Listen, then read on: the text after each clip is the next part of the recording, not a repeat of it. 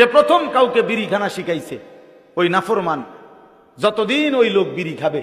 ততদিন এই লোকের আমলনামা তো গুনাহ। যে প্রথম কাউকে জুয়ার আড্ডা মদের আড্ডায় দেখাইছে, তো এরপরে যতদিন এই জুয়া খেলবে ততদিন খোদার কসম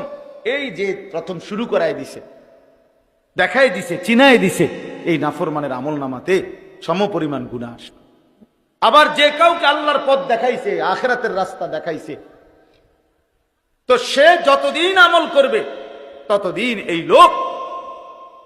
ওই ব্যক্তির আমলের সমপরিমাণ নেকি পাইতে থাকে। এই যে দাওয়াত ও তাবলীগের সাথীরা মানুষকে আল্লাহর দিকে ডাকে, এরপরে যে মানুষগুলো আল্লাহর রাস্তায় বের হয়,